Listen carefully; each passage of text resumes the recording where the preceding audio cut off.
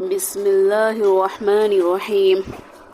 عورت اسلام سے پہلے عورتوں کا حال بہت خراب تھا۔ دنیا میں عورتوں کی کوئی عزت و وقت ہی نہیں تھی۔ مردوں کی نظر میں اس سے زیادہ عورتوں کی کوئی حیثیت ہی نہیں تھی کہ وہ مردوں کی نفسانی خواہش پوری کرنے کا ایک کھلونا تھی۔ عورتیں دن رات مردوں کی قسم کی خدمت کرتی تھی اور طرح طرح کے کاموں سے، یہاں تک کہ دوسروں کی محنت مزدوری کر کے جو کچھ کماتی تھی وہ بھی مردوں کو دے دیا کرتی تھی۔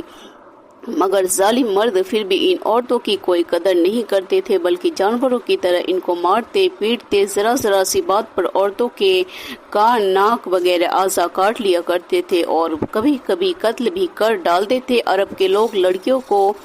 زندہ دفن کر دیا کرتے تھے اور ان عورتوں کو زبردستی لونڈیاں بنا کر رکھ لیا کرتے تھے۔ عورتوں کو ان کے ماں باپ، بھائی بہن یا شوہر کی میراث میں سے کوئی حصہ نہیں ملتا تھا، نہ عورتیں کسی چیز کی مالک ہوا کرتی تھی۔ عرب کے بعض قبیلوں میں یہ ظالمانہ دستور تھا کہ بیوہ ہو جانے کے بعد عورتوں کو گھر سے باہر نکال کر ایک چھوٹے سے تنگ تاریک جھونپڑے میں 1 سال تک قید میں رکھا جاتا تھا۔ وہ جھونپڑے سے باہر نہیں نکل سکتی تھی، نہ غسل کرتی، نہ کپڑے بدل سکتی، نہ کھانا پانی اور ساری ضرورتیں اسی جھونپڑی میں پوری کرتی تھی۔ ہندوستان میں تو بیوہ عورتوں کے ساتھ ایسے دردناک ظالمانہ سلوک کیے جاتے تھے کہ جن کو سوچ کر کلیجہ منہ کو آتا ہے۔ ہندو دھرم میں ہر عورت کے لیے فرض تھا کہ وہ زندگی بھر قسم کی خدمتیں کر کے پتی پوجا یعنی شوہر کی پوجا کرتی رہے اور شوہر کی موت کے بعد اس کی چتا کی آگ کے شعلوں پر زندہ لیٹ کر ستی ہو جائے، یعنی شوہر کی لاش کے ساتھ زندہ عورت بھی جل کر راکھ ہو جائے۔ غرض پوری دنیا میں بے رحم اور ظالم مرد عورتوں پر ایسے ظلم و ستم کے پہاڑ توڑتے تھے کہ ان ظلموں کی داستان سن کر ایک درد مند انسان کے سینے میں رنج و غم سے دل ٹکڑے ہو جاتا ہے۔ ان مظلوم اور بے کس عورتوں کی مجبوری و لاچاری کا یہ عالم تھا کہ سماج میں نہ عورتوں کو کوئی حقوق تھے، نہ ان کی مظلومیت پر داد و فریاد کے لیے کسی قانون کا کوئی سہارا تھا۔ ہزاروں برس تک یہ ظلم و ستم کی ماری دکھیاری عورتیں اپنی اس بے کسی اور لاچاری پر روتی بلبلاتی اور آنسو بہاتی رہی، مگر دنیا میں کوئی بھی ان عورتوں کے زخموں پر مرہم رکھنے والا اور ان کی مظلومیت کے آنسو کو پوچھنے والا دور دور تک نظر نہیں آتا۔ نہ دنیا میں کوئی بھی ان کے دکھ درد کی فریاد سننے والا تھا، نہ کسی کے دل میں ان عورتوں کے لیے بال برابر بھی رحم و کرم کا کوئی جذبہ تھا۔ عورتوں کے اس حال پر انسانیت رنج و غم سے بے چین اور بے قرار تھی، مگر اس کے سوا کوئی چارہ کار نہیں تھا کہ وہ رحمت خداوندی کا انتظار کرے کہ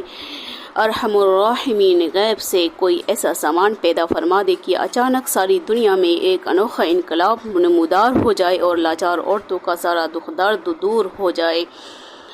چنانچہ رحمت کا آفتاب جب طلوع ہو گیا تو ساری دنیا نے اچانک یہ محسوس کیا کہ جہاں تاریک تھا، ظلمت کدا تھا، سخت کالا تھا، کوئی پردے سے کیا نکلا کہ گھر گھر میں اجالا تھا۔ جب ہمارے رسول رحمت حضرت محمد مصطفیٰ صلی اللہ علیہ وسلم خدا کی طرف سے دین اسلام لے کر تشریف لائے تو دنیا بھر کی ستائی ہوئی عورتوں کی قسمت کا ستارہ چمک اٹھا اور اسلام کی بدولت ظالم مردوں کے ظلم و ستم سے کچلی اور روندی ہوئی عورتوں کا درجہ اس قدر بلند و بالا ہو گیا کہ عبادات و معاملات بلکہ زندگی اور موت کے ہر مرحلے اور ہر موڑ پر عورتیں مردوں کے دوش بدوش کھڑی ہو گئی اور مردوں کی برابری کے درجے پر پہنچ گئی۔ مردوں کی طرح عورتوں کے بھی حقوق مقرر ہو گئے اور ان کے حقوق کی حفاظت کے لیے خداوندی قانون آسمان سے نازل ہو گئے اور ان کے حقوق دلانے کے لیے اسلامی قانون کی ماتحتی میں عدالتیں قائم ہو گئیں۔ غرض وہ عورتیں جو مردوں کی جوتیوں سے زیادہ ذلیل و خوار اور انتہائی مجبور و لاچار تھی، وہ مردوں کے دلوں کا سکون اور ان کے گھروں کی ملکہ بن گئی۔ چنانچہ قرآن مجید نے صاف لفظوں میں اعلان فرما دیا کہ خلق لکم من نفسکم ازواجا لتسکنوا الیہا وجعل بینکم مودہ ورحمہ۔ اللہ نے تمہارے لیے تمہاری جنس سے بیویاں پیدا کر دی تاکہ تمہیں ان سے تسکین حاصل ہو، اور اس نے تمہارے درمیان محبت و شفقت پیدا کر دی ہے۔ اب کوئی مرد بلا وجہ نہ عورتوں کو مار پیٹ سکتا ہے، نہ ان کو گھروں سے نکال سکتا ہے، اور نہ کوئی ان کے مال و اسباب یا جائیدادوں کو چھین سکتا ہے، بلکہ ہر مرد مذہبی طور پر عورتوں کے حقوق ادا کرنے پر مجبور ہے۔ چنانچہ خداوند قدوس نے قرآن مجید میں فرمایا ہے کہ وَلَهُنَّ مِثْلُ الَّذِي عَلَيْهِنَّ بِالْمَعْرُوفِ، عورتوں کے مردوں پر ایسے ہی حقوق ہے جیسے مردوں کے عورتوں پر اچھے سلوک کے ساتھ،